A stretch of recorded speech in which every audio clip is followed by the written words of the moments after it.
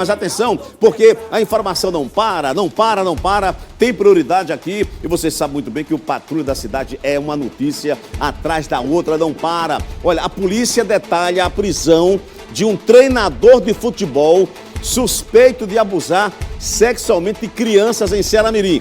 Atenção para essa informação, né? E já revolta isso aí, né? Quando a gente fala de um assunto, estupro contra a criança, aí a coisa pega aqui, tá? Eu já vou direto para conversar com Gislaine Azevedo. Alô, Gislaine, boa tarde. Que notícia triste. E quais as informações sobre essa acusação tão grave aí?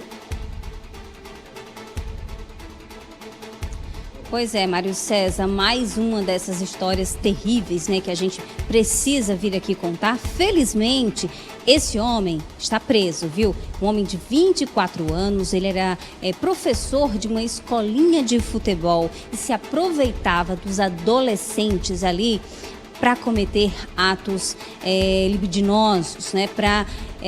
Enfim, esses atos terríveis que a gente, infelizmente, tem que trazer aqui.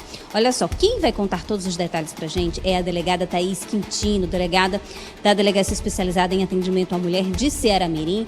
Ela e a equipe dela, né, fizeram aí todo esse trabalho de investigação por volta de 5 meses, viu? Até conseguir aí prender esse homem e juntar todas as provas contra ele. Delegada, ele foi preso em Rio do Fogo, mas ele morava em Ceará-Mirim, treinava as crianças em Ceará-Mirim. Como é que a polícia chegou até ele?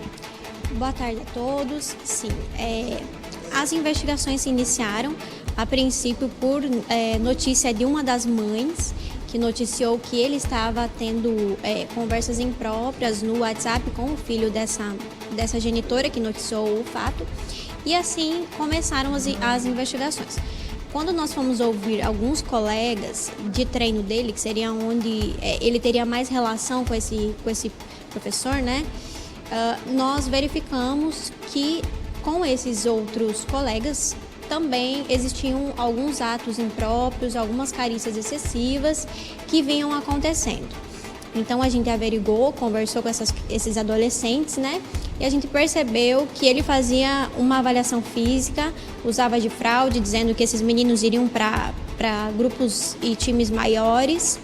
Então, eles precisariam passar por uma avaliação física do treinador, né? E durante essa avaliação física, ocorriam alguns abusos, alguns excessos por parte do treinador. Então, isso foi averiguado durante a investigação. Nós entendemos, por haver diversas vítimas, pela necessidade da prisão preventiva, nós representamos ao Judiciário, obtivemos parecer favorável do Ministério Público e na data de ontem nós efetuamos a prisão preventiva. Doutora, ele ameaçava os adolescentes, ele chantageava, como que ele agia? Na verdade, as ameaças dele, essas chantagens, elas ocorriam toda em volta dos treinos de futebol, né? Relacionado a esses treinos. Porque ele dizia que se os meninos não correspondessem ao que ele estava pedindo, não aceitassem as carícias dele, enfim, eles ficariam sem treinar. Então, algum dos meninos até relatou que ele não se sujeitou a algumas coisas que ele solicitou e ele teria ficado 2 meses sem treinar. Então, para meninos dessa idade que tem sonho de treinar, de ter uma carreira no futebol, para eles era muita coisa, né? Então, para eles isso realmente era uma chantagem, né? Uma punição, né? Exatamente, uma punição por não estarem fazendo o que o professor estava solicitando. Ele foi preso, ele já prestou depoimento, ele confessou, o que ele disse? Ele foi interrogado ainda ontem, né, após a prisão, e ele negou que os atos dele tinham cunho sexual, mas ele confessou que existia um excesso de carícia, de carinhos por parte dele, e na cabeça dele aquilo, infelizmente, era normal, sabe? Então, sim, ele foi interrogado na data de ontem, mas ele negou que os atos dele tivessem cunho sexual. Mas a polícia tem provas suficientes, né, para acusar aí ele de abuso sexual desses adolescentes que tinham, em média, que idade? Os meninos tinham entre 12 e 13 anos, adolescentes, né? E nós apreendemos o celular dele. Então, agora, esse celular será periciado, será passado por uma análise ali de dados, e nós temos também alguns prints, né, que partiu da primeira mãe, e claro, a gente precisa dar muita credibilidade para a palavra dos meninos, porque esses crimes contra a dignidade sexual das crianças, eles ocorrem na clandestinidade, né?